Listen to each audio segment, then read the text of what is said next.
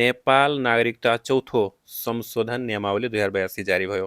महत्त्वपूर्ण सुधार के गरेको छ भने पितृत्व वा मातृत्वको ठेगान नभएको व्यक्तिको नागरिकताको प्रमाणपत्र जारी गर्दा कार्यालयको अभिलेखमा निजको पितृत्व र मातृत्वको ठेगान नभएको भन्ने जनाई नागरिकता प्राप्त गर्ने गरेको देखिन्थ्यो। त्यतिखेर आमा अथवा बाउको ठेगान नभएको भन्ने कुरो लेखिन्थ्यो भने अहिले के छ भने त्यो कुरा लेख्न पाइँदैन, त्यहाँनिर खाली राख्नुपर्ने हुन्छ। त्यहाँनिर पहिचान नखुलेको, ठेगान हुन नसकेको भन्ने कुरो लेख्दैन। तर यदि संरक्षकले नागरिकता दिएका छन् भने संरक्षकको नाम थर ठेगाना भने त्यहाँ खुलाउनु पर्ने हुन्छ। नेपाली आमा र बाबु विदेशीको हकमा के छ भने बाबुको नागरिकताको आधारमा कुनै विदेशी मुलुकको नागरिकता नलिएको भन्ने कुरो सो घोषणा गर्नुपर्ने हुन्छ। त्यहाँनिर अहिले अनुसूची नै बनाएको छ, अनुसूची 7 क भनेर तोकेको छ। यो अनुसूची बमोजिम सो घोषणा भन्नुपर्ने हुन्छ।